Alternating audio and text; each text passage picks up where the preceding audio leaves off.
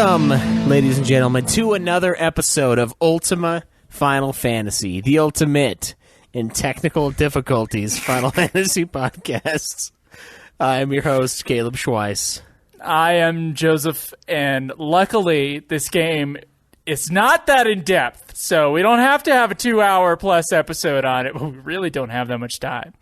But my God, the technical difficulties today were just special. They were just special on the streaming end of things. So lucky we're even here, and I didn't just, destroy my computer in a fit of rage. We're lucky for that. So, yeah. Okay.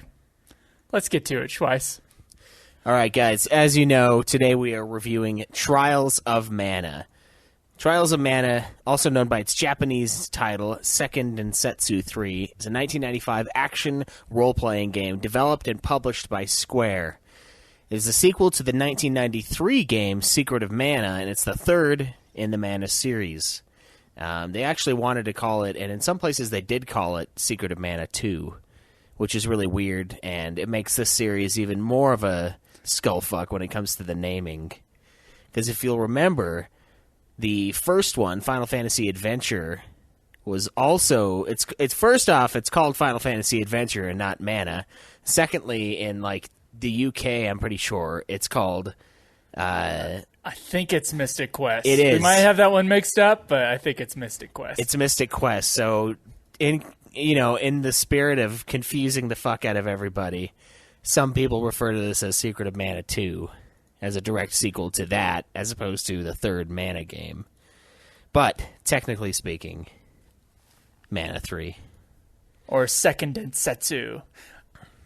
Second Densetsu 3. This was the game. This very recently, up until very recently, when Collection of Mana came out, this was not available in English outside of a fan translation.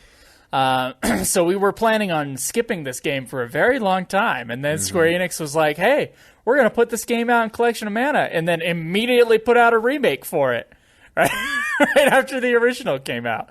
And we both played it on the Switch. We did not play the remake version because we bought the Collection of Mana thing, I think, it was sometime in between the Secret of Mana review and us finally getting back to the Mana series that the remake came out. So we already had the game in the Collectors of Mana version. So the port of the original SNES on the Switch. Yeah.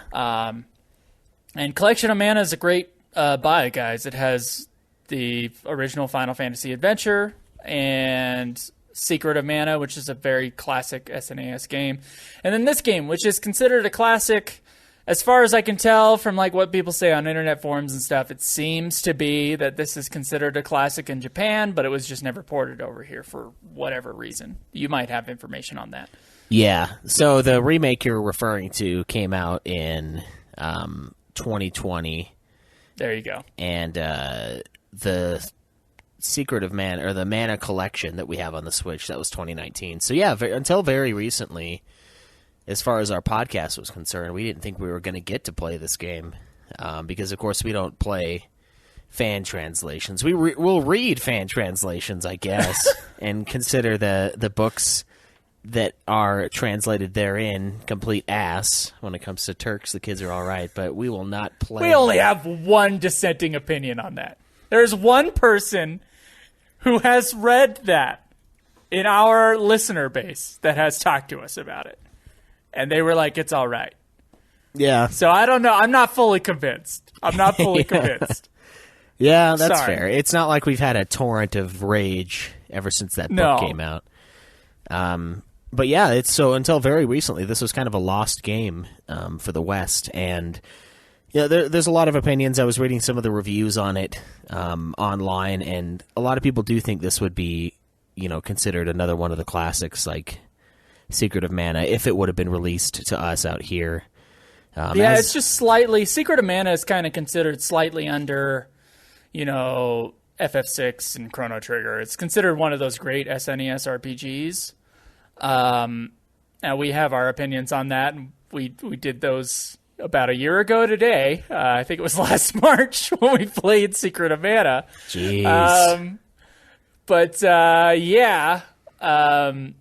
We're now finally to its sequel, and it's interesting because this one didn't have the limitations of the last one. So Secret of Mana, when it was translated, had some like technical limitations as far as like how many words it could get out within like text and stuff like that. Yeah. So it was really, and they just ported that version onto the Switch. They didn't update the translation or anything like that.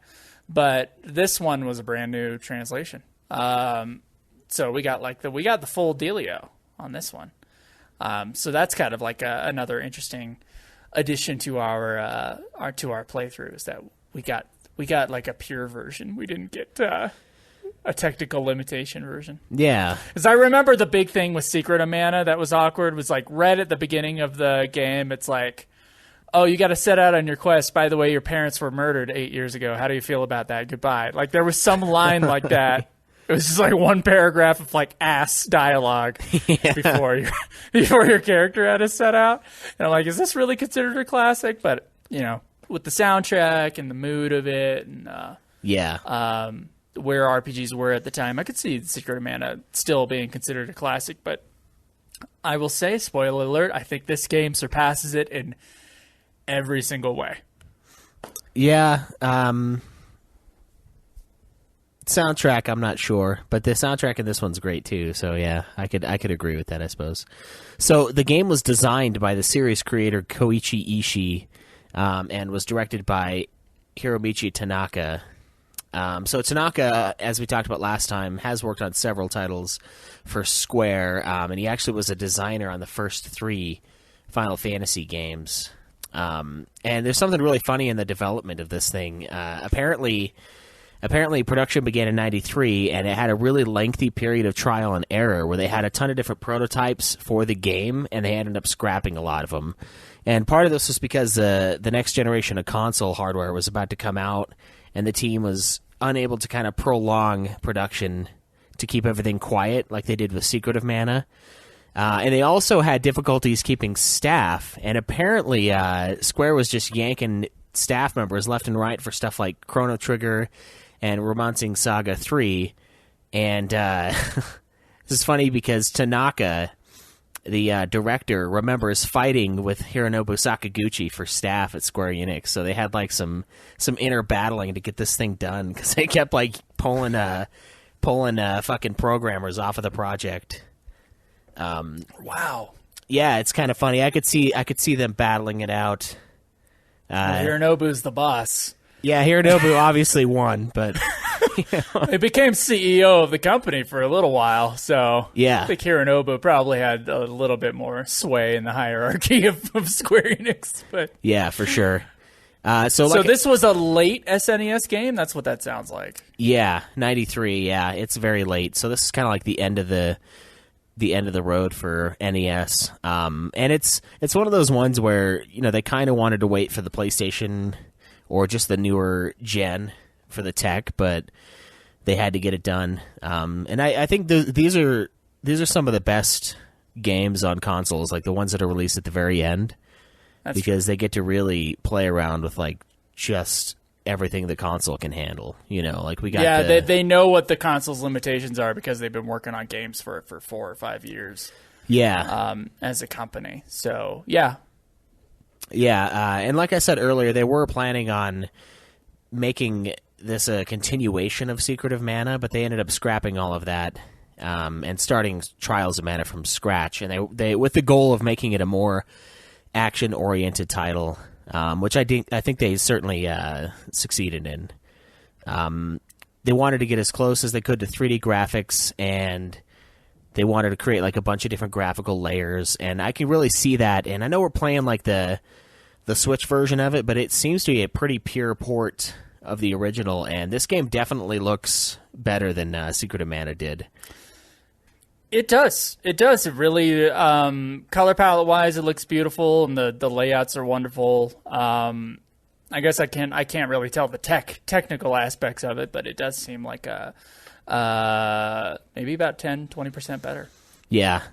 So they ended up keeping a couple monster designs from the previous game, so not everything was completely cut out. And this is yet another game where Square pretty much pushed the cartridge to capacity. And they ended up actually having to cut a final boss out that was supposed to be in the volcano dungeon that they had planned on from the very beginning, but they ran out of time in the end and just cut it off.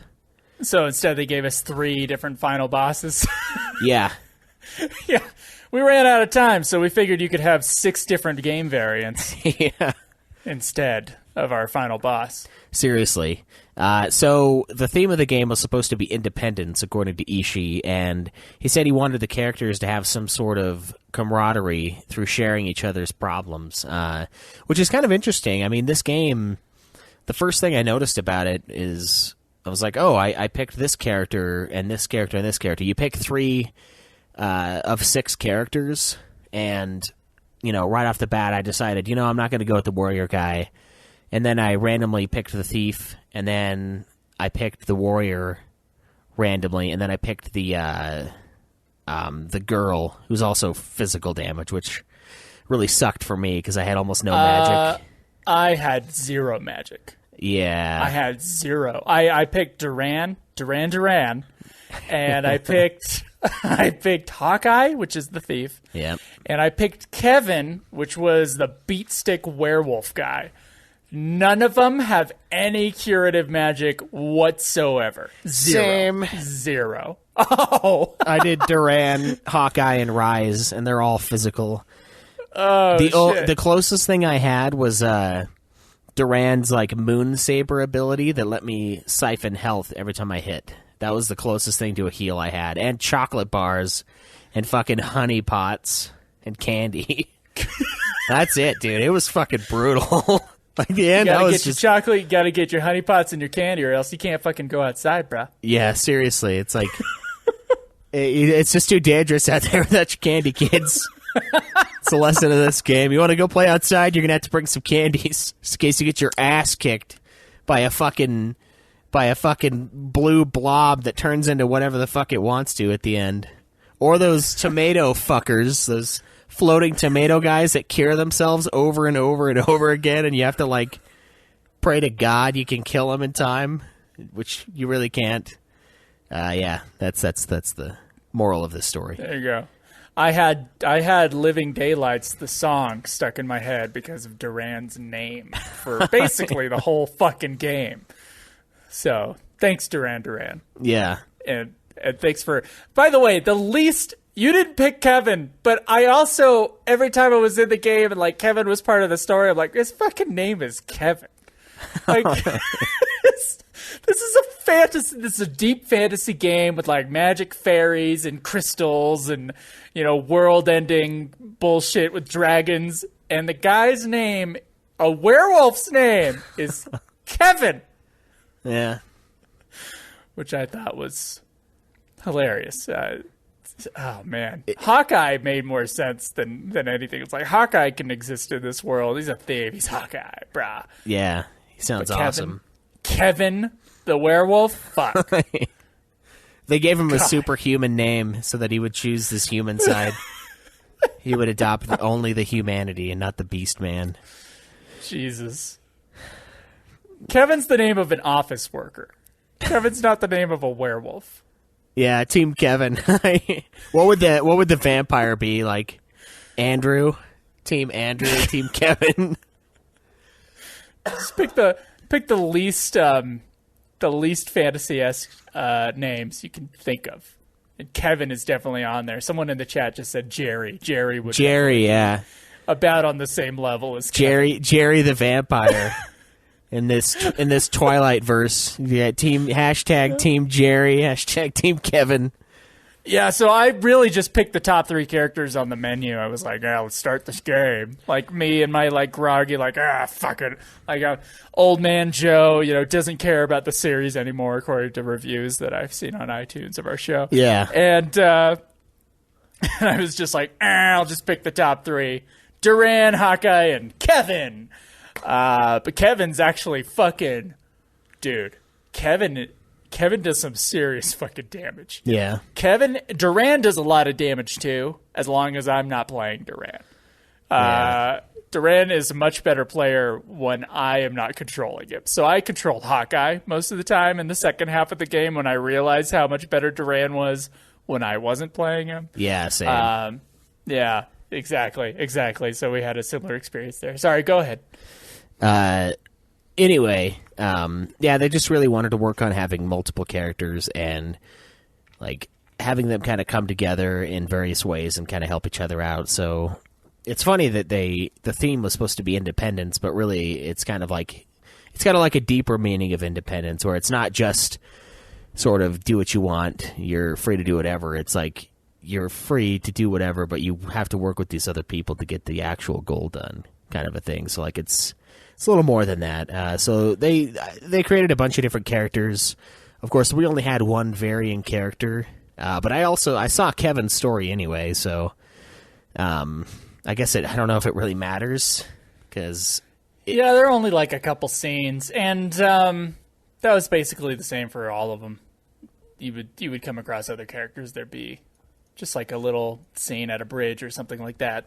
Yeah, that didn't even involve my main guys. Yeah, and it was like, oh, that must be one of those other people. Yeah, and it's like, oh, I wonder if that's going to be the bad guy, and it's like, oh no, I wonder if that's the bad guy for somebody else, like the clown dude, the Kefka guy for Kevin.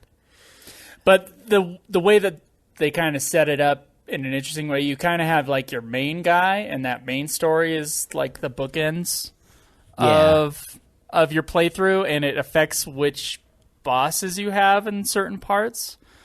So we didn't have the same final boss. But my main guy was Duran, and like his whole thing was the Crimson Wizard comes to town, and he has to take revenge on the Crimson Wizard. Yeah, so mine was Hawkeye, and I had to fight the Dark Majesty, and that's kind of his main guy. So Duran, my character, one of my characters too, second guy I chose, he was a mercenary swordsman from Valsina, and his father was lost in battle with the Dragon Emperor. And then he's on guard duty one night, and then the castle gets attacked by the Crimson Wizard. He's basically left for dead and vows to kill him. He's not strong enough to fight him. Yeah. He's like, oh, I want to fight him, but I can't. He's too powerful. I will get revenge one day. And that's the story of Trials of Mana, as far as I can tell. Yeah. And then eventually finds the Crimson Wizard, and then the Crimson Wizard turns out to be working for Satan himself, the Dragon Emperor. And then there's a boss switch right at the end after the second to last dungeon. And then in the last dungeon, or the Sanctuary of Mana area, you go and you fight the Dragon Emperor and save the day. Yeah. That was my version of the story. How was Hawkeye? So it's really funny. He's a member of some kind of like revered thieves guild, in the desert fortress of Nevarl. And then Lord Flammakin, basically says that Nevarl is now a kingdom, and then Hawkeye confronts him about it. He gets all pissed off, and he finds out he's being controlled by a witch named Isabella, and she kills the guy's son and Hawkeye's friend, and then frames Hawkeye for it, and he has to take off. It's funny because his paired character for the story is actually Rise, and so those two like work together, and they have like a similar storyline. So it's almost like Hawkeye, Kevin, and Duran, they're like kind of the three mains, and then they all have their like paired character, someone who's like associated with them, that kind of works along with them. But Rise is like this, she's like some fucking Amazonian chick, and it's weird. They're like Amazonian. It's like Wonder Woman and Kane from Final Fantasy IV, basically. That's essentially who she is. And her little side story, since it was part of his, her little brother gets tricked into turning off like the protective barrier around their town and gets kidnapped. And that's who it's weird. It's like they were kind of using him sort of like your sister in Final Fantasy Tactics, where like they're using her body to summon the god. Except for in this one, he doesn't die and get ripped apart like in Tactics, or in like Diablo 3. He lives, but that's kind of their connection. between those two. So yeah, and in the end, it ends up being the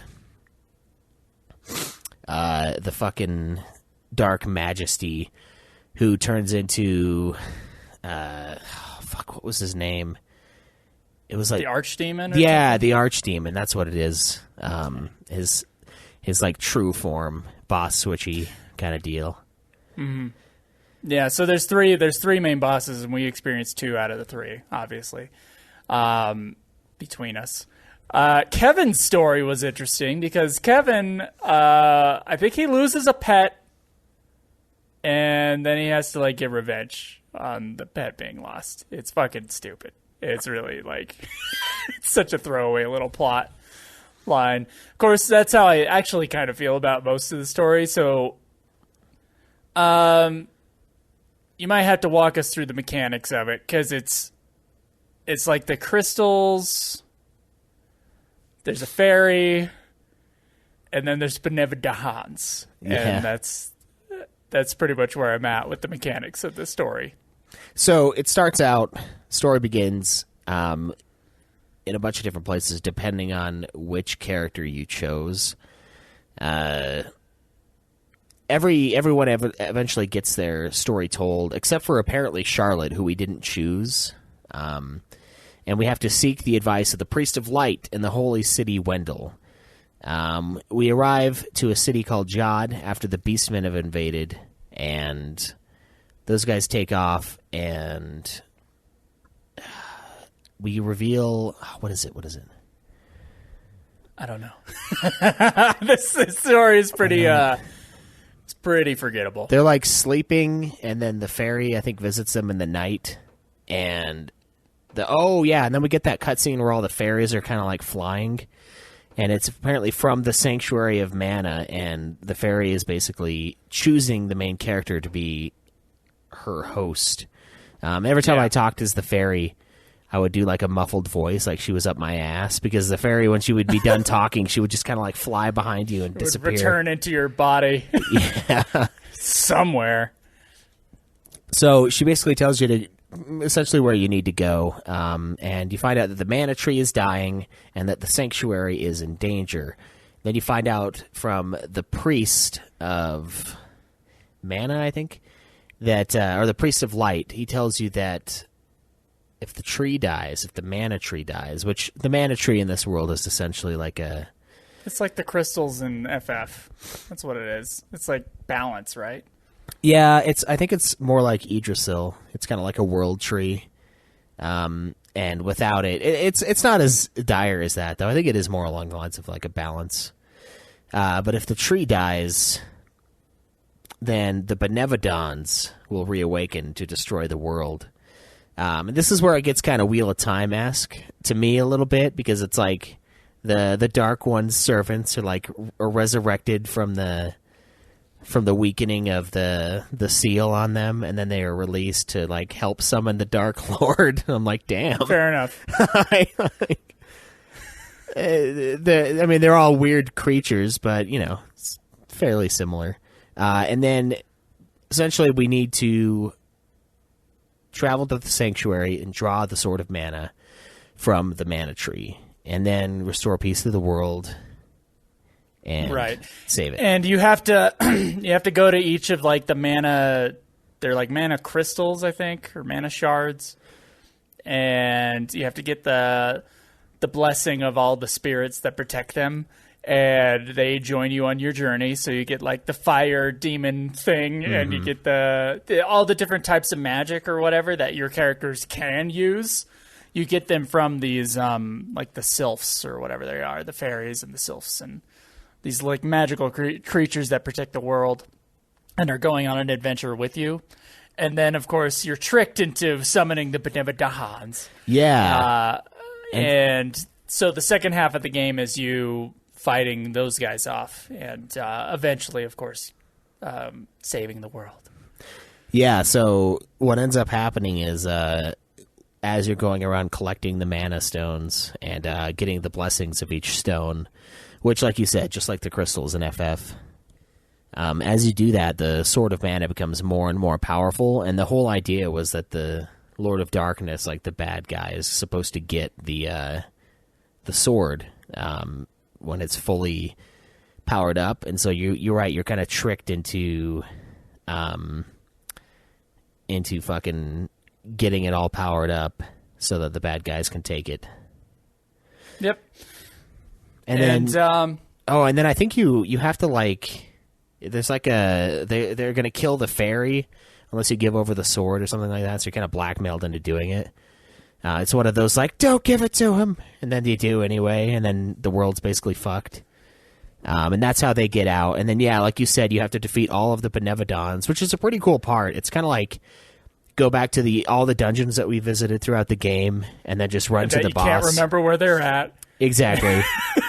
The map helps because it gives you a little blinking dot, but some of them I'm like, ooh, this is a big area. Like, I don't fucking remember where the boss is, and I took forever on the one where you're like on the plains and then you go into those caves. That guy took me so long to fucking find, dude. I was like, fuck, am I even in the right fucking spot? Like, is this map lying to me right now?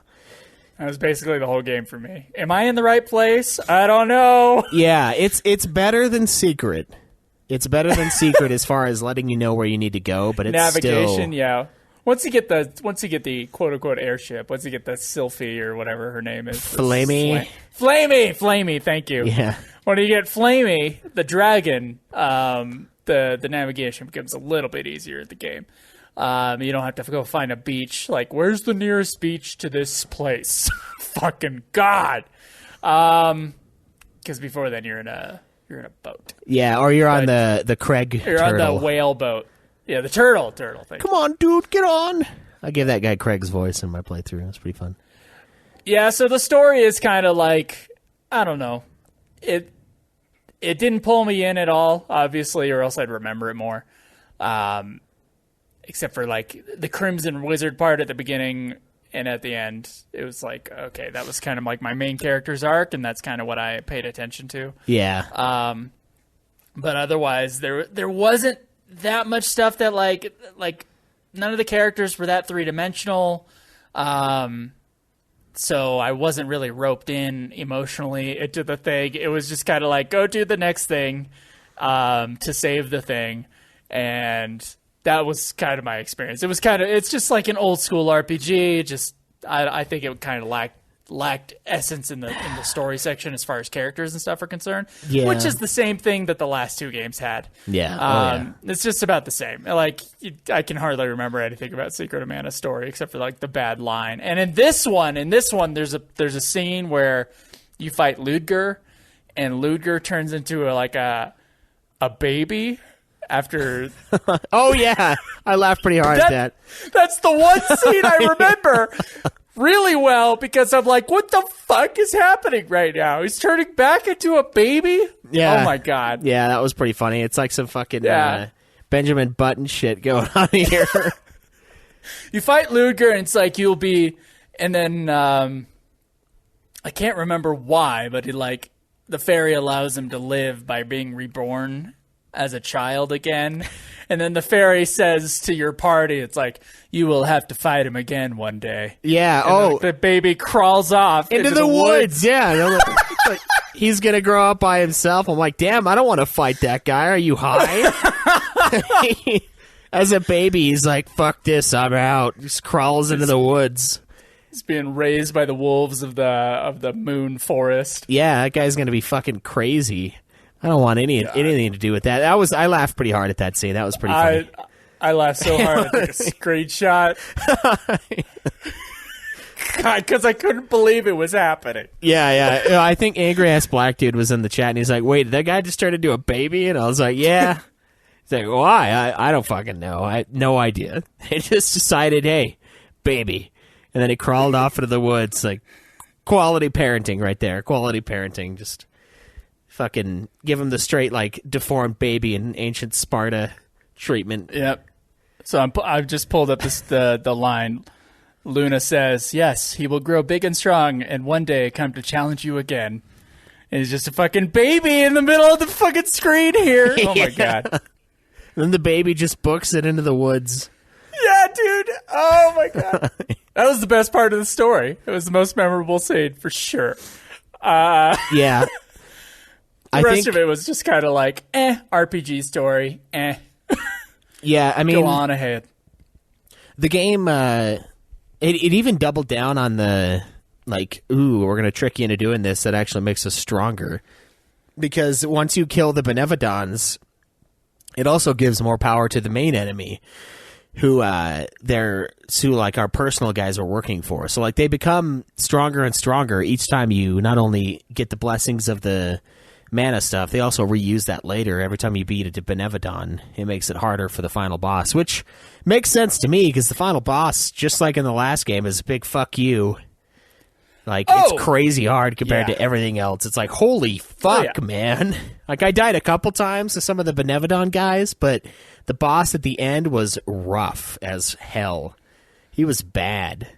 So we had the exact same problem in Secret of Mana with the final boss being like, what the fuck is this? Yeah. The rest of the game was really balanced. It was like a couple levels higher than you, and you'd level up to that level. And it was like, okay, now you're good. And there'd be some challenge, you know, and there'd be some there'd be some fucking cave ninjas. The legendary cave ninja 1-inch punch in your ass to fucking pieces. Yeah. Occasionally the last samurai comes in and slices you into pieces. Yeah. You're right. Occasionally that happens. Occasionally Ken Watanabe in his full-on samurai garb comes after you. When you're in the crystal desert or whatever. And he's so good, he doesn't even use his sword. He just punches you and you die. He's a just all three bag. of your guys. Yeah. My favorite combination is like, if there's a robot and a samurai guy in the same screen, get the fuck out of there. Just don't even deal with them. Because the robot guys will be like, okay, I'm going to cast an AoE that'll cut half your health down. And then Ken Watanabe himself will come in and slice and dice right after. And it's just basically a one-shot kill. Like, you enter the area and you're dead. Okay, we should probably, like, introduce the gameplay a little bit. Yeah. Before the end, okay. Once you kill it, everything's absorbed. The creature becomes a god, and the mana goddess kind of cuts it off, and then your guys get resurrected in the fight because he basically one-shots you.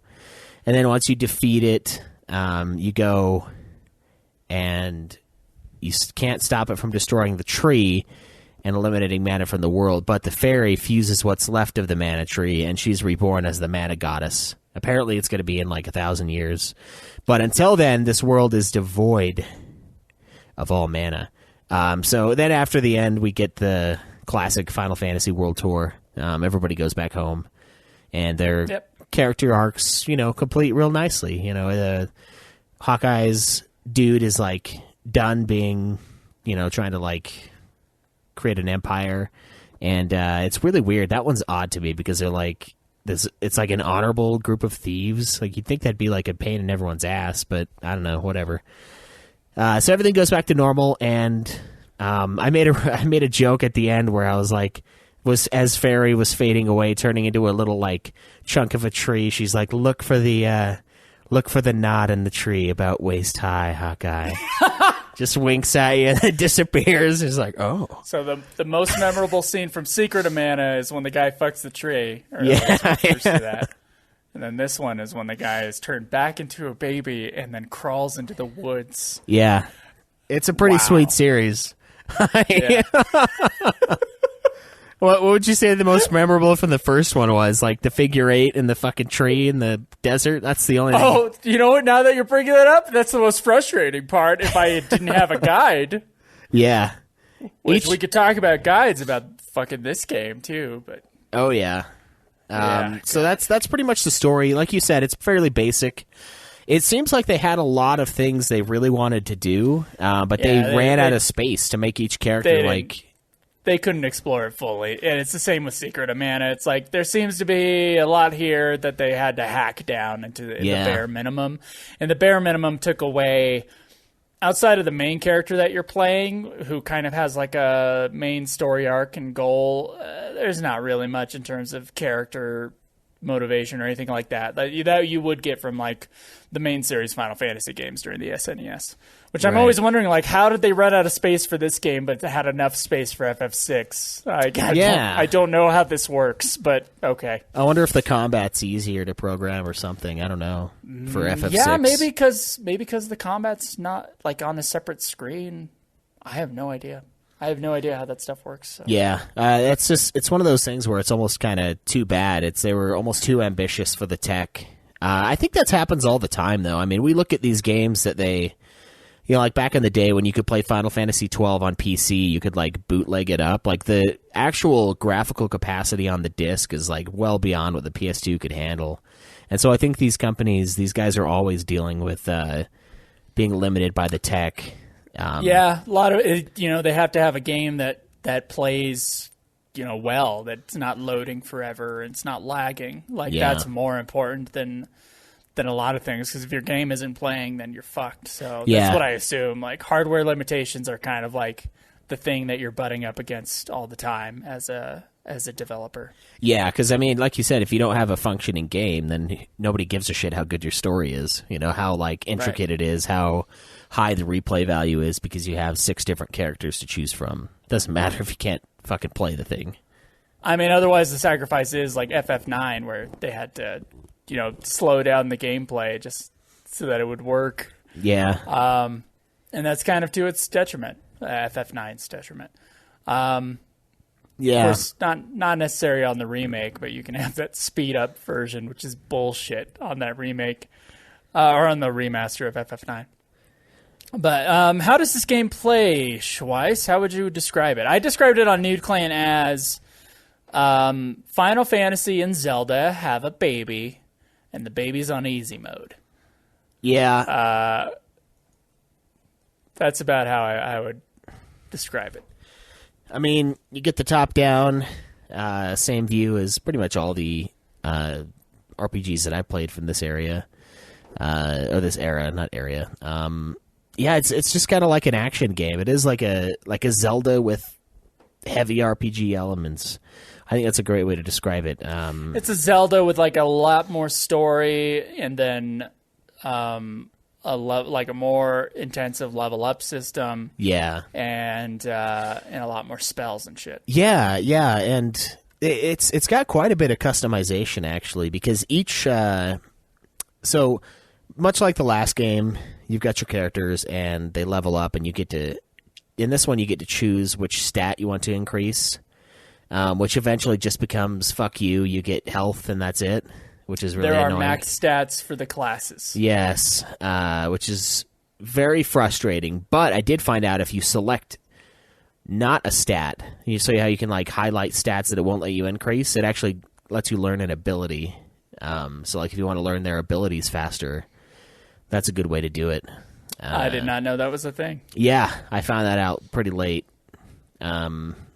So it's interesting because you start out with your base class, right? So it's like Amazon for the for Rise and my party, and Thief, or no, is it Thief for Hawkeye? Hawkeye is a thief, yeah. Okay, so Thief for Hawkeye, and then Duran is just like a warrior.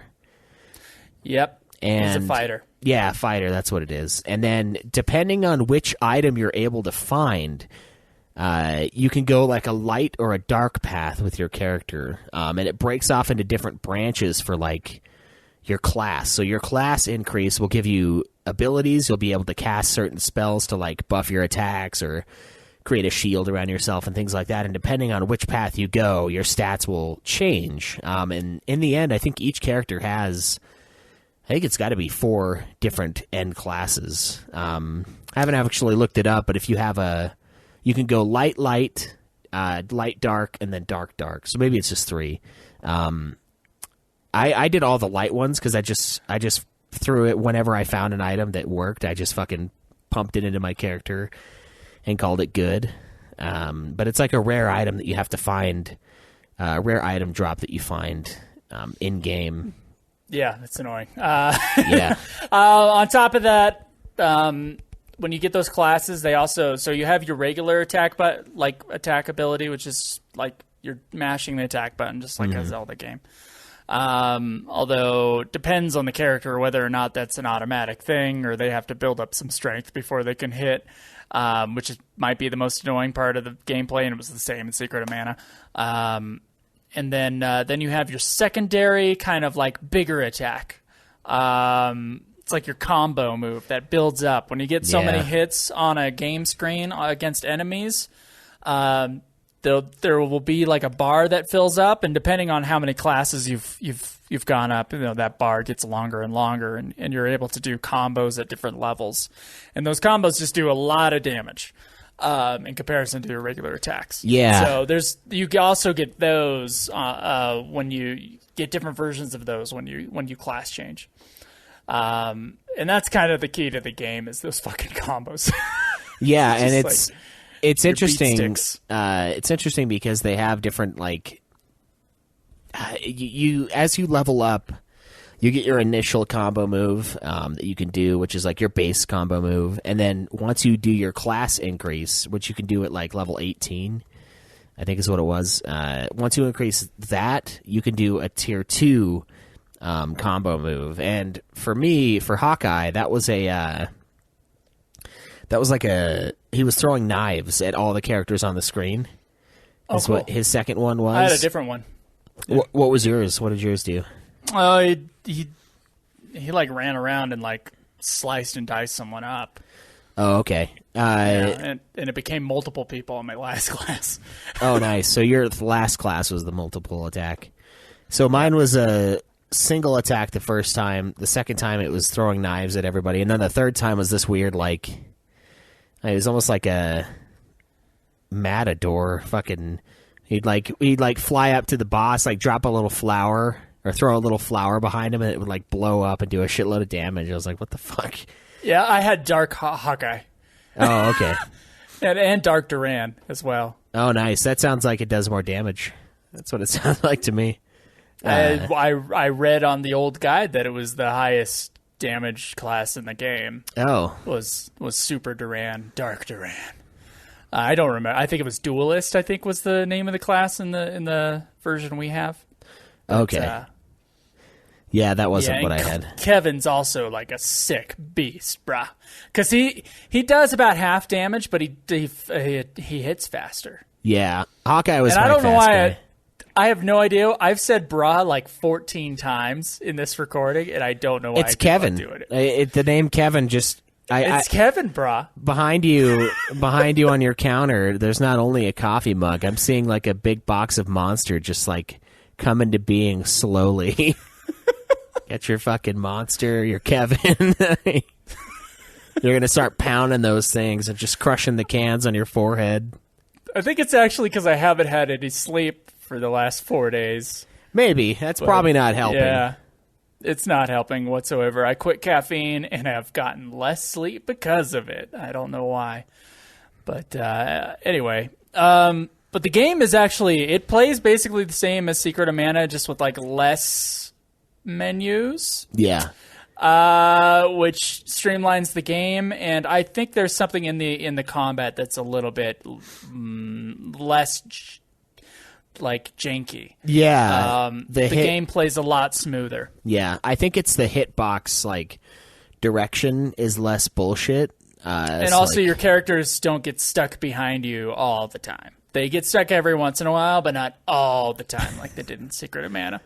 Yeah, there was one time where my guy got stuck, like, I think it was Duran, got stuck, like, way off in the distance, and I was fighting one of those fucking tomato guys near the end, and we could not kill him because we just didn't have enough damage with the two of us, so it was just an endless loop of a fight because he was, like, fucking stuck under some, like, cliffside or something. I was like, get up here! Get the fuck up here! I had very little problems in this game, Schweiss. Like, up until I was under-leveled going into the Dragon Maw area, which is the second to last dungeon, and the final boss, which I had to fight 5 times. Yeah.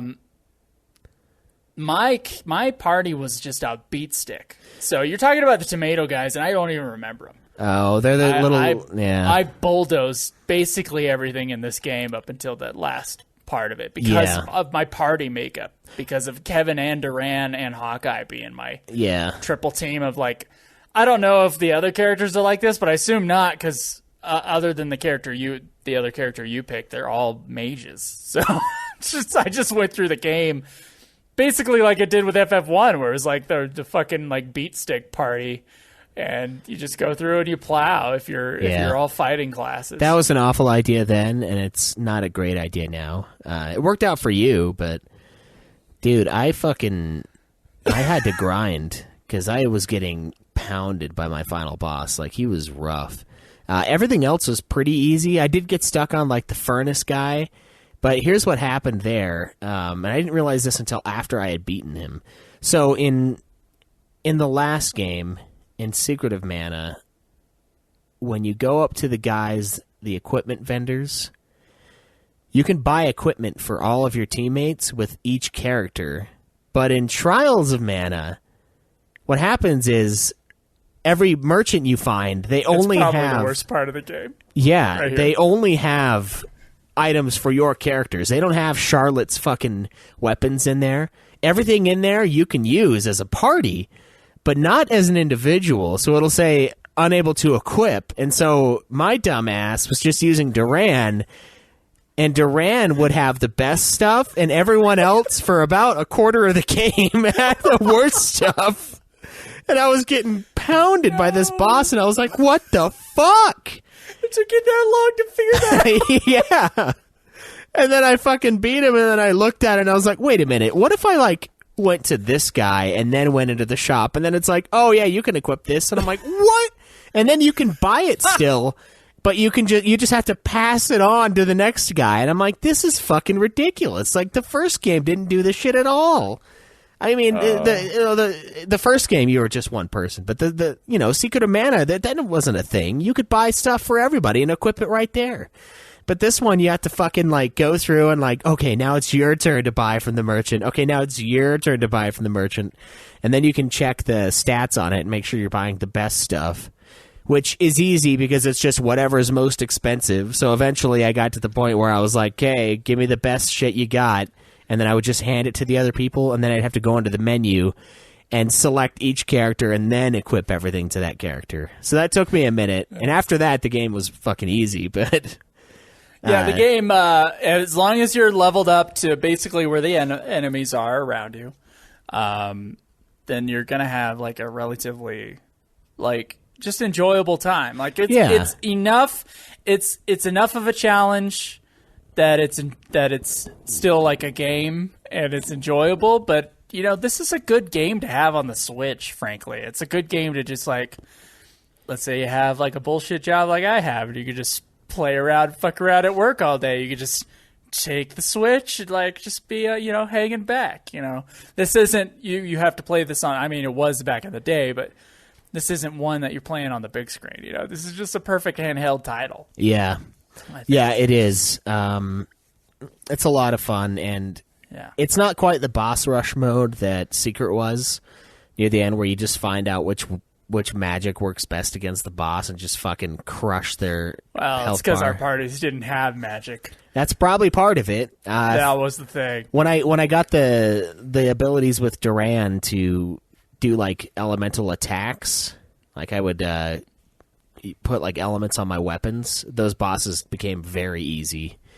The Benevodons, and then my like specific boss guy, because you have like it's like a not final boss dude who's like the final deal for your character. The Crimson Wizard was who I was fighting against, and you just had to beat him down. He would switch magic all the time. Much faster than my final boss did. Crimson Wizard was actually a bit of a pain. Yeah, I believe it. Yeah, because Crimson Wizard he was like the second form of my final boss, where like he was still casting magic all the time, but it was fast. And there was like one spell for both the final boss and Crimson Wizard that were just like the obliterator spell. Like, your HP needs to be above 600 or else your party's getting wiped. Yeah. One of your guys needs to be above 600 to resurrect the other two. So that was kind of brutal. I hardly had to use the magic at all because my characters were doing so much damage. And then with my final boss, the dragon Lord or Dragon Emperor, depending on the version of the game. I found out because I had to look up an old guide. I'll get to that in a second. He would switch his magic, but the Dragon Lord, if you switch magic and he switches back to something that's weak to it, he will then start absorbing that type of magic no matter what. Like he's not suddenly, you can't just like switch your... So Duran casts a spell on everybody so that they do a little bit of water damage with their attack or something like that. And he's in fire mode, and he's weak to it the first time. But it's only the first time that he'll be weak to it. And then he'll start being healed by stuff in the second form. Oh, jeez. So having anybody have anything cast on their sword is actually neutralizing the damage. You couldn't do it. So instead, I had to use Hawkeye's like diversion magic, which I had through Hawkeye stuff, and those were elemental, and they were like one cast things. So he'd be in water mode, and I would cast fire diversion on him. And what fire diversion would do would be to take down his evasion, so I would hit him more. And that was the key to beating the final boss at the end for me, was to take down his evasion using those elemental things. But yeah, elements were hardly any part of my gameplay up until the end. And even then, it was very selective in how it could be used just because of who my final boss was. Yeah. I started using elements on the Benevodons when I would figure out that because I only had like 3 or 4 different magics that I could cast on myself. So some of them I had to just beat into submission, but other ones, like, I would cast, like, the ground magic when I was fighting the dragon guy, which was a really cool fight, by the way. You're, like, you're riding on your dragon, like, fighting a fucking flying creature, and it, like, changes the camera angle, and, like, everything's moving around. It's pretty sweet. It's like the final boss in the last game.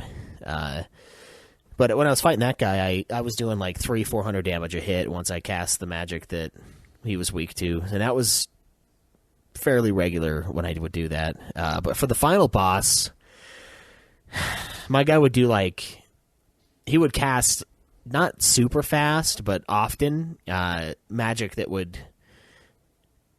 real magic, and then there was like not real magic. It was weird. So there was like, all of it looked like magic and like it was elemental, but there were some that didn't count as elemental, and they would hit me really hard. But a lot of the ones that he would cast, I had this move called Wall from Hawkeye, and it would reflect magic. And so he would cast it on me, and it would be a triple cast.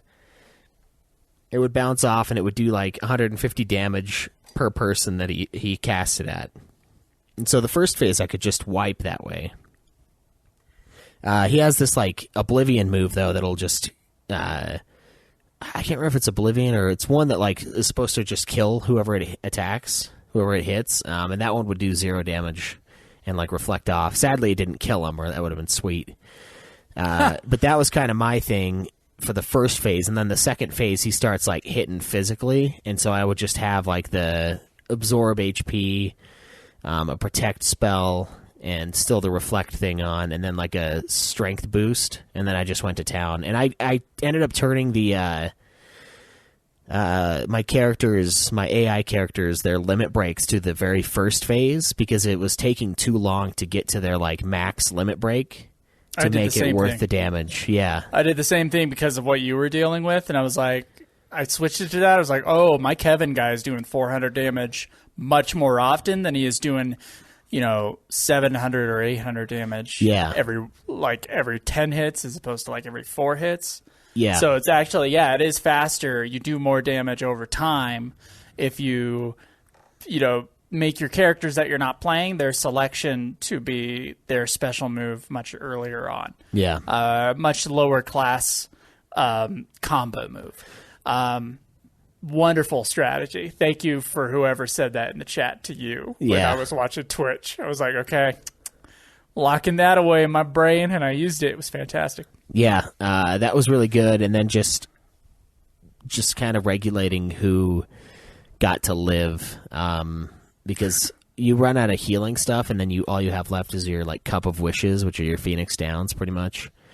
and those will fully resurrect your teammates. And so I was just kind of like bouncing around between who I was going to let die, quote unquote, and then who I would try to keep alive.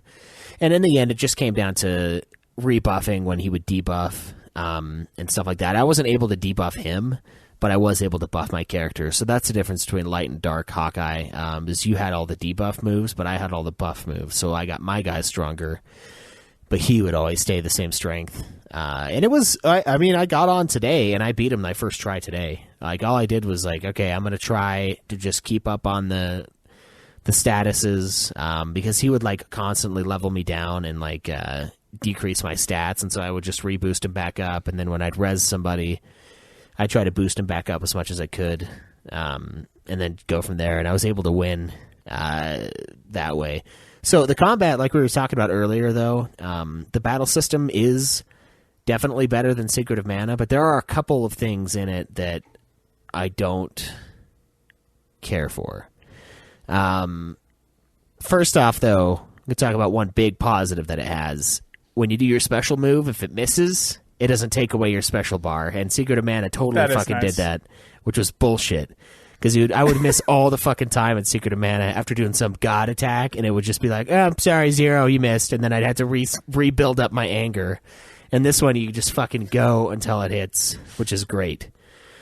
The one thing about this game that's kind of a lie is the action element of it. So this is supposed to be an action RPG, but the problem with it being an action RPG is every once in a while, when I'm like trying to do my RPG? When I'm trying to do my like special move, it turns into a turn-based RPG because the guys around me are attacking, the boss attacks, after his attack animation is done, then I get to do my special move.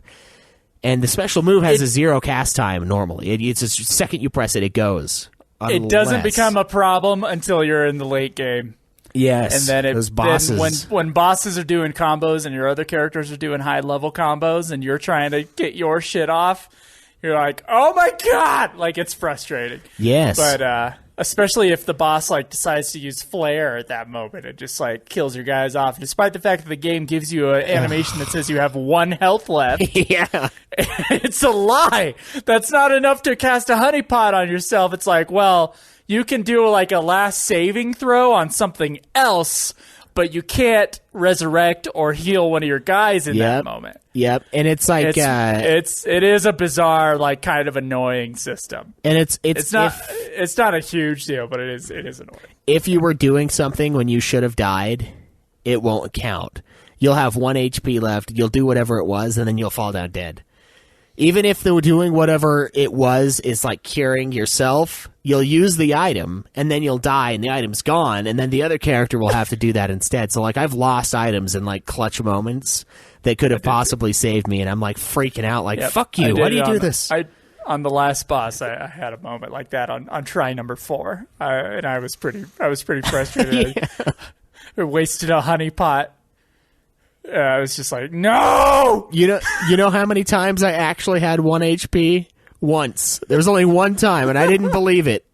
I thought the game was just taking forever to kill me, but like I walked once around. I had 2, and I was like, is he gonna die? And it wasn't the case, and I was like, oh my god. So yeah, I had a similar situation. Yeah, I thought he was. Funny. I was like, I kept walking back and forth for a sec because I was waiting for him to die, knowing I wasn't gonna waste a fucking item on him. But then he made it, and I was like, oh, he actually had 1. Amazing.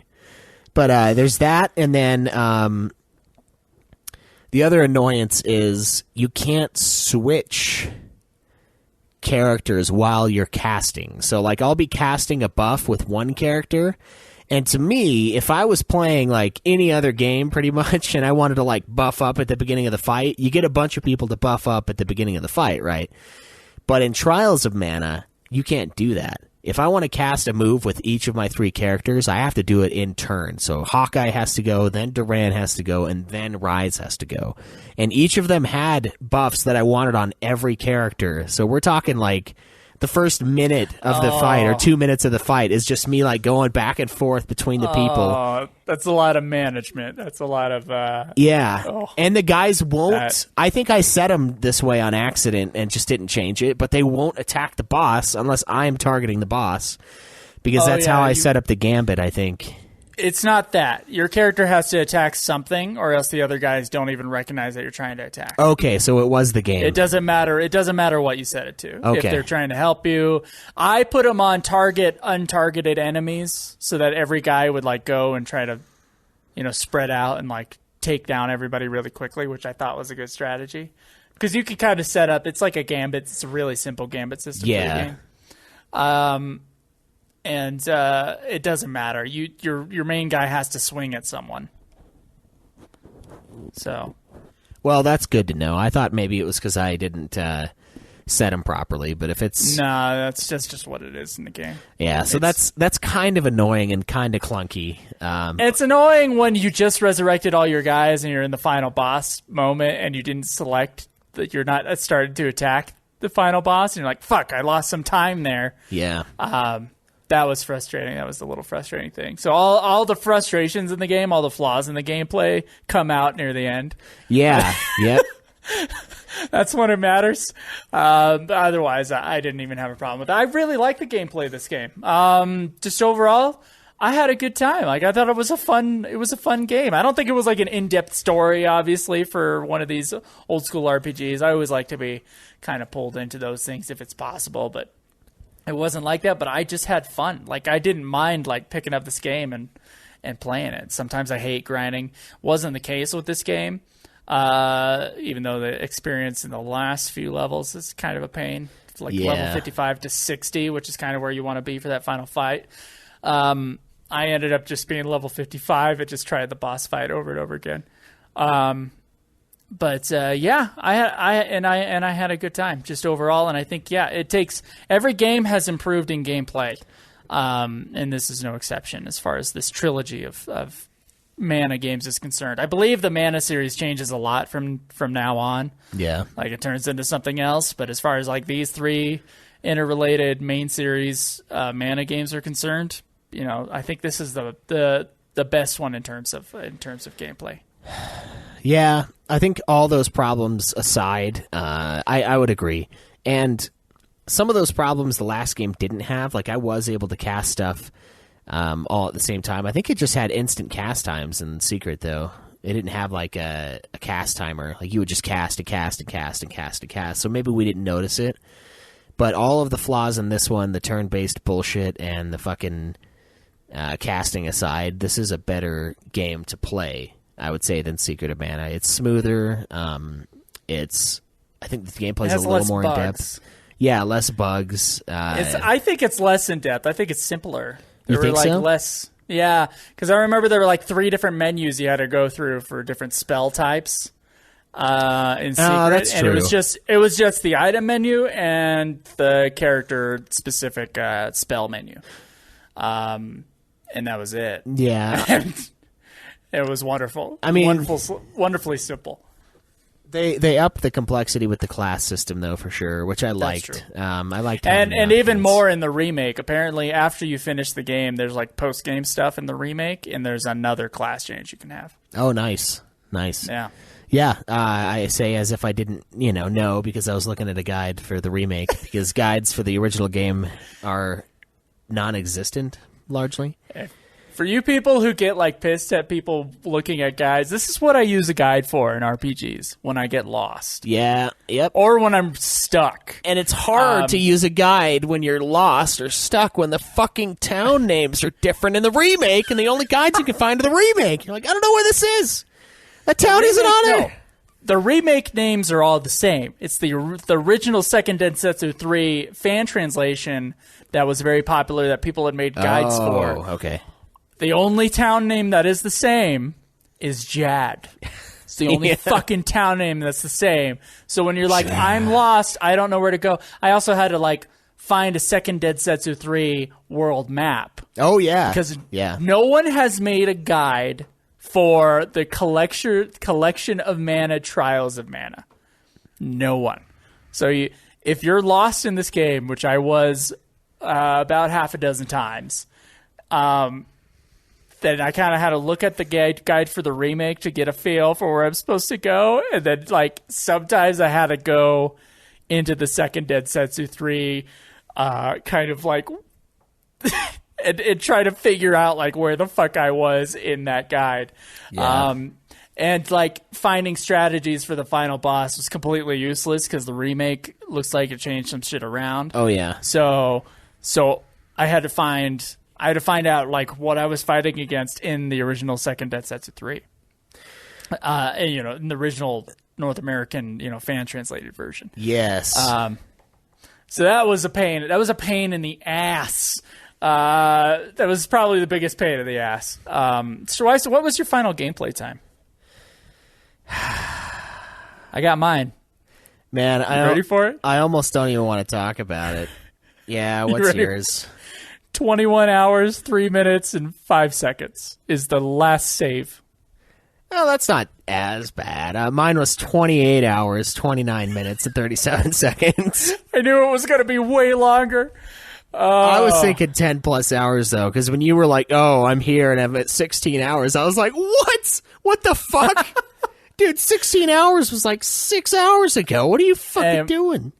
Outside of the fact that my guys didn't have like a really good way to heal themselves magically at the final like couple bosses, my party was pretty great. Like it was a pretty good beat stick party. Yeah, I think mine wasn't beat stick enough. That third character, Rise, she just wasn't as strong.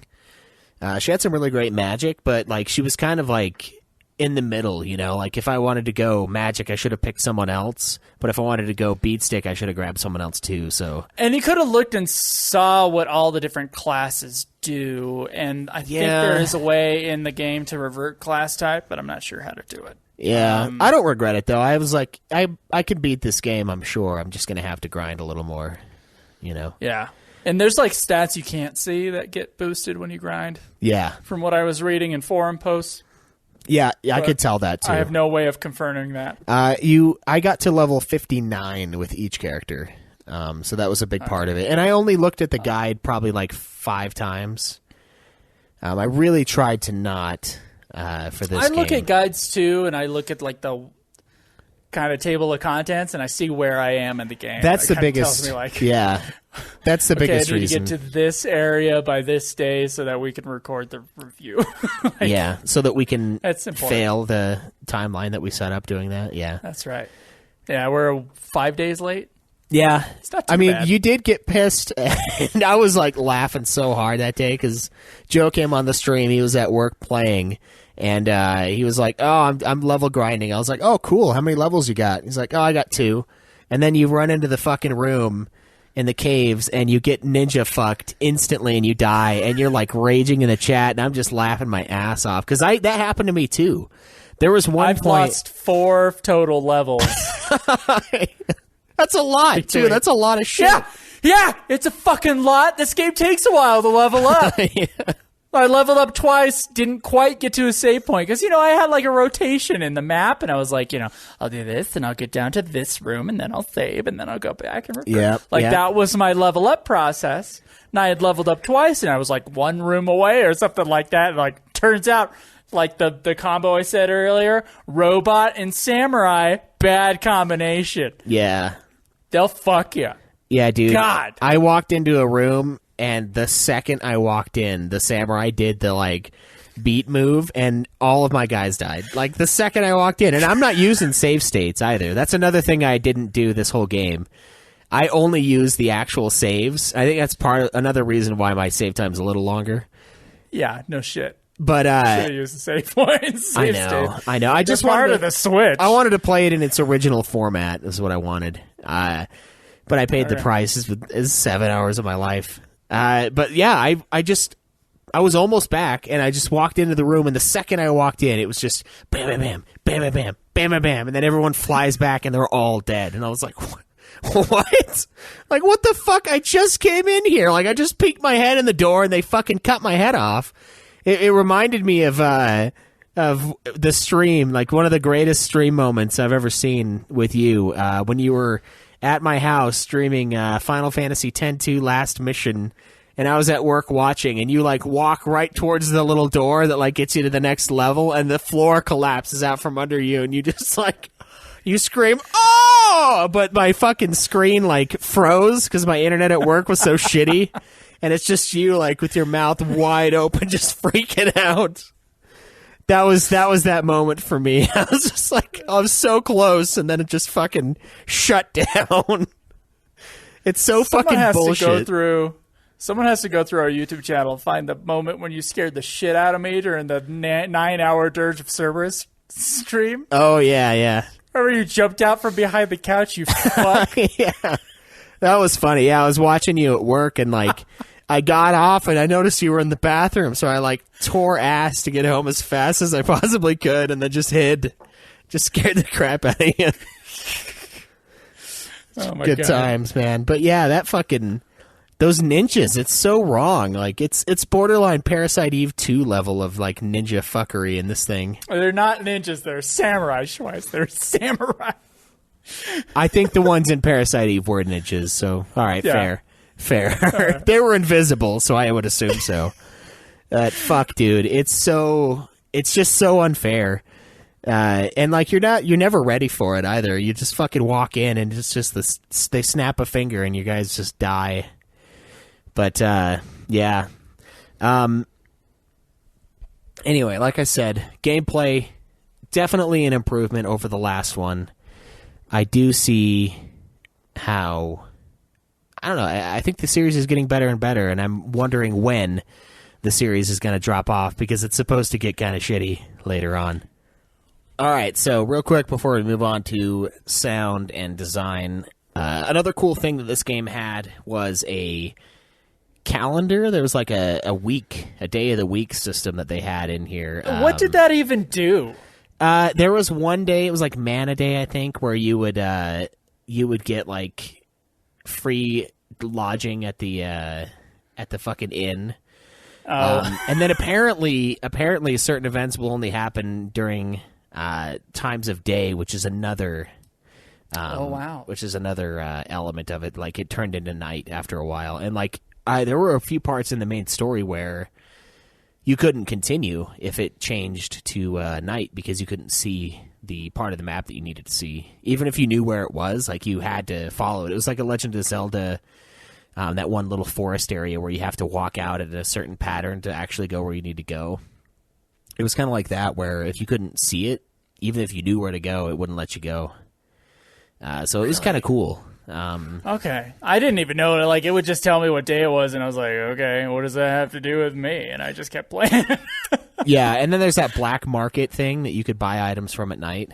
That's true. That was the one area, but I also didn't know if I needed to utilize any of those items. I was never sure. Like, if I got really stuck on the final boss, I would have looked into that, but I never used that area too much. Yeah, I only bought, I think that's where I bought the Midge Mallet, just like the mini item. Yeah, you'll also run into different enemies, and apparently Kevin turns into a werewolf at night, and he gets super beefy, which is cool. I didn't know that was at night. I just thought he did that randomly. Yeah, no. Well, half the game we're half the game we're in caves, so I don't even know how. Yeah. Sometimes he would just be like, "Rawr," and then we'd be doing like 200 damage a hit. Nice. Yeah, it was pretty sick. Kevin was a pretty great. I mean, his story is fucking dumb as shit. Yeah. But how funny. And his name is fucking dumb as shit. But he's a great guy to have in your party. He's a good guy, all right. Kevin's a good guy. He's got a good heart. Okay. He's a little hairy, you know. He's a little. It's weird that a dog has a dog, and he's missing his dog. Yeah, you know, I've been thinking about that a lot. Like with like Mickey Mouse, you know, he's got a dog, Pluto, but then he's got a best friend who's a dog. Because Goofy's a dog. Goofy's a hound dog. So I thought Goofy owned Pluto. No, I think it's Mickey, isn't it? I thought it was Goofy. I don't know. Fuck, dude, I don't know. Now I'm wondering, is Pluto like their retarded friend that they like couldn't, like he got, like, him and Mickey were out were young kids, and Mickey did something that accidentally he like dropped Pluto as a baby or something like that, and Pluto's parents died. And instead of getting rid of Pluto, he just decided that Pluto's his dog now. It's like a weird mix of love and actual cruelty. What if, like, you know, I don't know. I have some nieces that would, like, there was a couple of years there where they would just pretend they were a cat. Maybe that's what Pluto's doing. Yeah, He's maybe, yeah. Maybe a little like mentally delayed, and he just who could say, or to bring it back to Final Fantasy, transspecial. He identifies as a dog, but really he's something else. I don't know what else he'd be. Just another mouse. I don't know. I've been thinking about that a lot lately, though, which is a weird thought. Deep thoughts. Yeah. Deep thoughts. Yeah. That's what happens when Mickey Mouse Playhouse is fucking rolling all the time over here. Let's think about these things. That would do it. Sound and design, though. Sound and art and graphics. Sound for the game is pretty good. Standard SNES. I don't know who did the music on this one, if it was the same as the last game. It's Hiroki Kikuta. Hiroki worked on Romancing Saga, Secret of Mana, Trials of Mana. Those are the big ones. So it's Secret of Mana, same composer. Seems a lot less proggy than Secret of Mana's soundtrack. Secret of Mana's soundtrack was really, I think we talked about it when we did the Secret of Mana episode. It was really experimental and different and weird, and like the whale sounds and shit when you go into the game, and really kind of memorable. And this game was definitely more standard RPG fare, which I was surprised by. I'm more surprised to hear that it's the same person who worked on it because of that. Because this was, I think the music was fine. I thought the Dragon Maw music was pretty cool. And that was really the only area that stood out to me. Because otherwise I was just kind of going through the game, going through the motions. I think the Final Fantasy Adventure soundtrack is a beautiful melodic piece of work, and Secret of Mana is a wonderfully strange soundtrack. And this one, I think what you said at the beginning of the show is right. I think this is the only area where it doesn't exceed Secret of Mana's quality. Yeah, and that's not a slight against this game's soundtrack either, because Secret of Mana soundtrack is really good. This one I think is also, I think it's fairly strong, and there were a lot of tracks that I actually enjoyed quite a bit. That we didn't get the super epic like final boss like flying through the sky track that we did in the last game. That was like, oh man, this is like Terra level. This is like Terra's theme level of fucking awesome. I didn't have any in this one that were quite up to that standard, but I think this is a pretty damn good soundtrack. I kind of agree, though. It is weird. This one, the guy I think he kind of toned it down, too, where it's not nearly as, like you said earlier, it's not as avant-garde. Yeah. It's definitely more standard fare. It's more kind of like standard melodic instrumentation on an RPG soundtrack. Sometimes there's like a lot of drumming and stuff like that, which was kind of cool. Yeah. We're talking more like Beatles now instead of like the Doors. You know, it's not as crazy. Like it's still really good. It's more poppy. It's less experimental. Exactly. Yeah, and it's. I think this is a really good soundtrack though. Still, I think it's fine. I played with the music on. Like, yeah. Sometimes I don't with these games. I do sometimes, always, so that I could say something about the music. But this one I did play with the music on the whole time, and none of the tracks really stood out to me until I got to Dragon Maw. It's not that I have to think every track is cool, but usually I have some thoughts about it. And this one, they just went in one ear and out the other. For the most part. And Secret of Mana was not the same way. Sometimes I was like really weirded out by Secret of Mana soundtrack. So that's kind of a different comparison. Maybe he was told to tone it down. He probably was, actually. It's like, make something less weird, please. So that is kind of the only area where, once again, it's not quite to the same level as the other two games in the series. Yeah, I would agree. I still think it's pretty good. I wish I would have, and something I've tried to do for these reviews is go back and listen to the soundtrack in completion again. But the nature of today's episode really doesn't make that possible because I beat the game and then Joe's like, I'm awake, let's do this. I'm awake at a weird time. It's like 4 hours before you had to go to work, I'm awake. So that was the difference. Yeah, which does not happen. No. But other than that, yeah, I do think it's a good soundtrack. I think I definitely like it more than the first game, Final Fantasy Adventures, but I think Secret of Mana had something. There's just something about Secret of Mana as a game almost that just like it's still, even though it's got its very unique. Yeah, even though it's like kind of clunky in numerous ways, and this game fixes it, like even down to the soundtrack, there's something about that game that's just, I don't know, it's like just classic to me. Like it's just such a it's so different. And this one, the soundtrack is definitely less different. It's more of an RPG soundtrack. You know, it's more of the stuff that we would call. It's like the non-Nobuo Uematsu Final Fantasy games. A lot of it's more atmospheric. It's less like in your face, like bombastic in its nature, and way less experimental. But I still think it was good. So. Yeah, and the art and graphics, I think it's a step up from Secret of Mana. I think the level design is also a little better because your characters aren't getting stuck all the time. Yeah, we got a ghost ship level. That's like required. We do have a ghost ship level. I think the colors and everything look great on the Switch. I don't know if they enhanced the graphics at all, but I think it looks as a 2D SNES game, late game, like it stands up graphically with FF6, and I think surpasses Secret of Mana by just a little bit, and I think it's a beautiful looking game. Yeah, for sure. I love the way it looks, and I'm glad we didn't play the remake, because the remake, I don't know, it just looks like a remake. Yeah. Why do they do remakes that way? I want them to do remakes like they did with FF4, with the remake we got on the PSP, with the complete edition. Like it's still 2D, and it's still the same game. They just like fixed some bugs about it, and they, made it more high def, and it still looks great. And it still is like it's still based in the old style of the game. I really wish they would do that more often. Yeah, the remakes don't really interest me on these three games. These Mana games, they don't interest me at all. We are getting a remaster, I believe, of Legend of Mana, which is our next game, but we are playing the original version.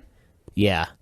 And I just feel like the remake kind of takes something out of what the game was. It's always kind of felt that way to me. Like there's something about what makes the game that you have to experience in kind of its old format to really understand why it is the way it is. And I think the Switch port is a great fucking port for this game, and it looks fantastic. Like I felt that way about Secret too, but I think this one looks even better. And I definitely agree about the areas. Like the areas were way cool, like the volcano and the snow area, and the fucking even just the forest. Like the fact that it got dark and like certain creatures. The moon forest area I thought was probably the coolest part of the game. Yeah. In terms of the design. It's really unique, really cool. I want to go on a little tangent here. Someone's asking about the remake of the first game on Game Boy Advance, that it's a straight-up enhancement. That's not true. The gameplay time of the original game versus the remake Dawn of Mana is twice as long. Dawn of Mana is an expanded version of the first game. It's not a complete one-to-one remake. We looked that shit up when we did the first episode on this series. Dawn is the PS2 one, though. Sorry, whatever it is. The Blank of Mana, the Game Boy Advance version of the first game. Yeah, we did look up the how long to beat times, and that one was like fucking way high. It was way higher. Yeah, and it's supposed to be not as good. From people who had played both versions. So we played the original one. Do we want to play the original that's shorter, or the really long one that no one likes as much? And that was the real choice. Yeah. It's like, this game's 15 hours, this game's 30. Like, not a straight remake if that's the case. Not at all. Yeah, it can't be. I mean, it cannot be. But yeah, so Schweiss, we should have at least one review and some questions. I don't know if anybody... I asked people on Discord like an hour ago to ask them some stuff, and no one has, unfortunately. Right. But you want to do the review or the questions first? I need you to do both, because I can't pull shit up on my screen. I'll fire up the questions then. So this is from Brulo, who watched the stream and also played along for the most part. I'm not sure if he's done yet, but find out. First question. If not already discussed, how would this soundtrack rank in the FF series as a whole? Mid-tier for me. You seem to be more positive about it. Yeah, I'd probably say probably upper mid-tier. I don't think it compares to like the classics like 6 or 7 or 10 or 9 or most and Schweiss and I's are kind of reversed on which Mana soundtrack we like the best out of these three. My favorite is Final Fantasy Adventure. I love that soundtrack and would put it in the top 5. Secret of Mana, I'd put it upper middle tier. I think it's really great that it is so experimental, but I wouldn't put it on in the background personally. It's just a little bit too avant-garde for me to like hum along. And then this one's more hummable, but it's more boring. It's less interesting. So it's a little lower on that end for me. That's fair. How did you feel about being tied to one weapon/attack style for each character as opposed to swapping weapons in Secret of Mana? I kind of liked it more in this one, honestly. I think I don't know, I can see it being preferred either way, but I think this game's battle system and overall like combat system is better, so I liked it more. I like the simplification of the battle system. It took what Secret of Mana did and made it more streamlined, and so I prefer it this way. Yeah. Number 3, magic being locked behind a character class change with no way to unlock if you went 100% physical, good or bad. Bad. It's a pain in the ass. You got 3 different characters and I had only beat sticks and I was able to beat the game, so I was fine with it. Might make it a little bit more challenging, but then again, it might have made the rest of the game easier because I was just plowing through normal enemies, except for Ken Watanabe. Yeah. And Tom Cruise is the last samurai coming up and chopping me into bits in one particular area. But other than that, like, I don't know. I think the game. I think they knew what they were doing, and they made it beatable no matter what party you had. Yeah, I agree. Some of them might take a little longer, but you could do it either way. How ridiculous is the name Benevodon? It's pretty hardcore. Very. The first time I read the first few times I read the word Benevodon, I didn't sound it out in my head. Like my eyes, because I don't know. I'm a speed reader. Like I don't unless I'm really into what I'm reading, I don't really I don't try to figure out every word of a thing. So when I was reading Benevodon, I just went okay, beef, and then just I'm fighting I'm going after the and then we were talking to the chat, me and Schweiss. I don't remember if it was an audio chat or something like that. I called it the Benevodon. And then that eventually turned into a joke because it became Beneva ha ha ha ha. And then that became a Disturbed reference.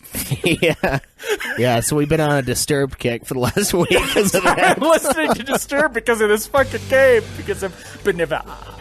It sounds like, what is it, the beginning of Asylum and...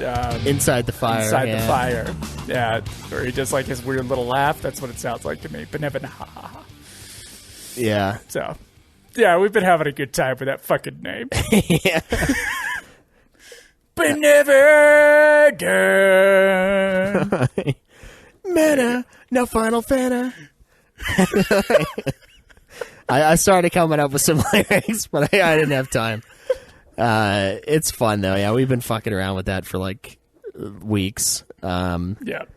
Also, just all around the names of the NPC and towns in this game. The towns were okay. They're kind of weird, but the Kevin one was the weirdest one. Kevin is the worst name in the game. Everyone Kevin else is the thing that does not fit. One of these things is not like the other. Kevin. Yeah.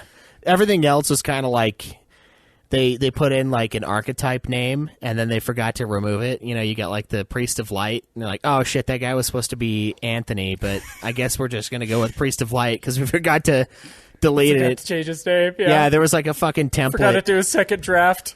There was there was like an email template with all the names, and you forgot to put in the actual name. You just put in like the generalized description of the person.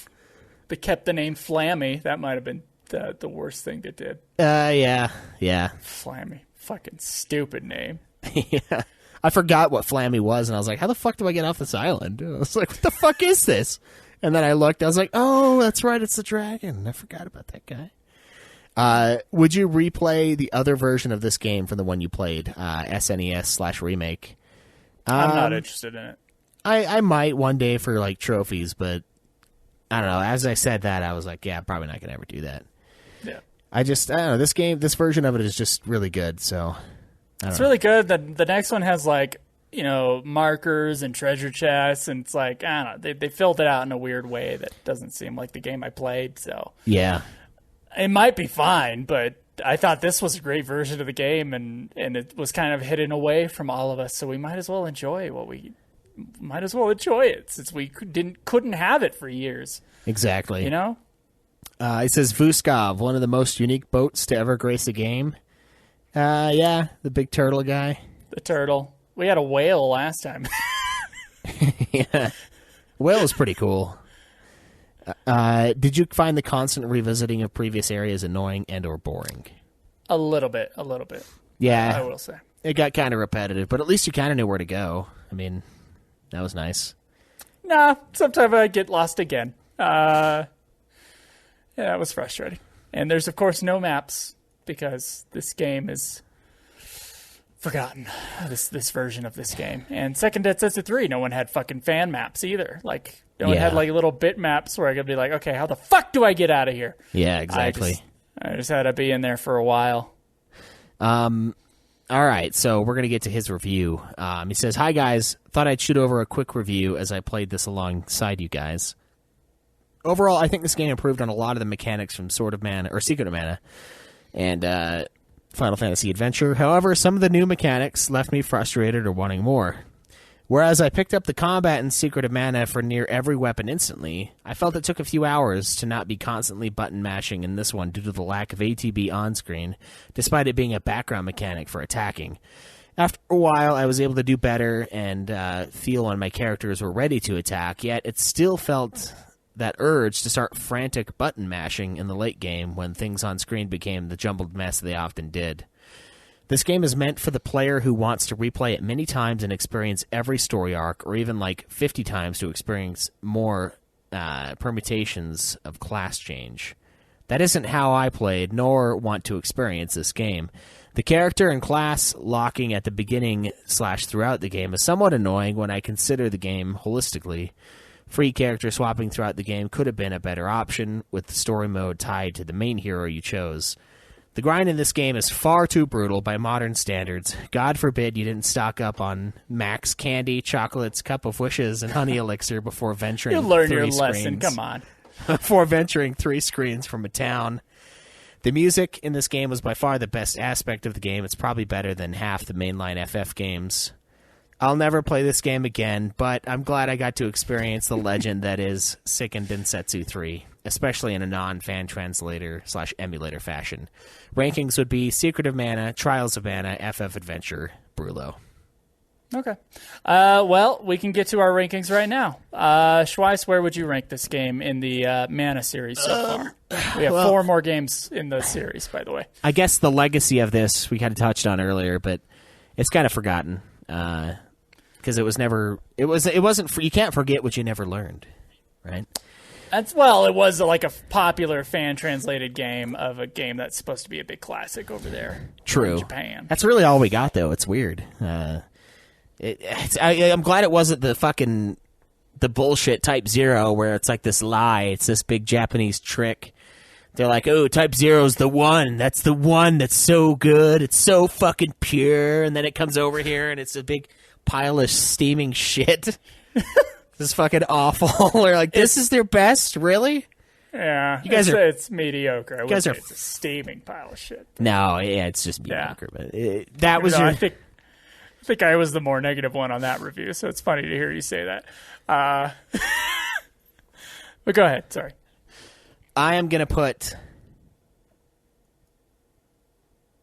Final Fantasy Adventure at the bottom, followed by Secret of Mana, very slimly beaten out by Trials of Mana. I think Trials is better overall in every way except for soundtrack than its predecessor, and I think it was a great game to play, and I'm glad I did. It was a good time. I had a lot of fun playing this thing. I really did. As much as I love Final Fantasy, it is nice to get a kind of change of pace, and this parallel series, we'll call it, has been a nice, refreshing change from a lot of that stuff. Yeah, so my ranking is the same. Trials of Mana is the best in the series. Secret of Mana so far. And then followed by Secret of Mana, great classic. And then FF Adventure, it's a fine game with a fantastic fucking soundtrack. So, I like these games overall so far. I have heard some negative things about Legend of Mana now that I have Googled it a little bit. But that is our next game, guys. Join us for that. You can follow us. You can follow me at Joseph Vigoli on Twitter. Me at UFF Podcast.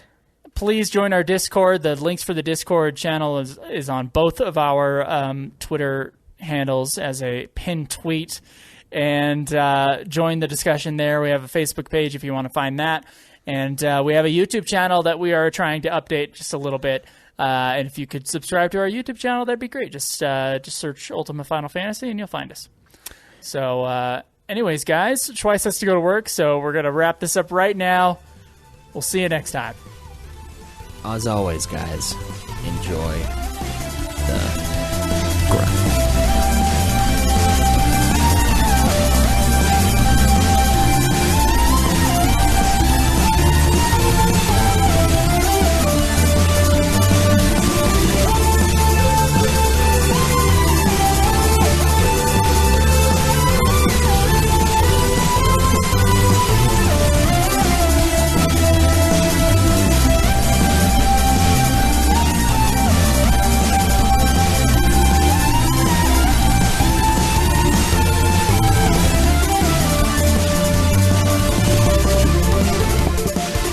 Clap in 3, 2, 1. And you just froze on me.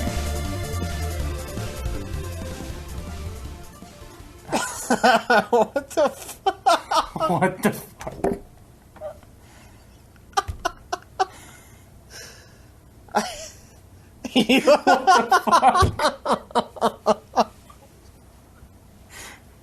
Oh, on my screen right. You were just like, and then I was waiting. And I was like, is he still there? And he wouldn't move at all. You were just sitting back like, Dude.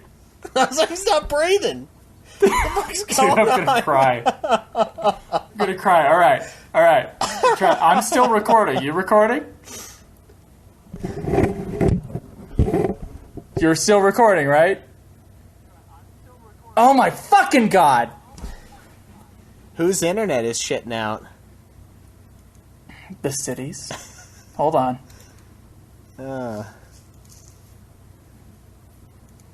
This is why I shouldn't be streaming.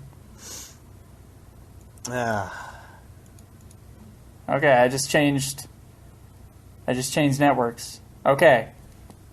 Clapping after 3. All right, 1, 2, 3.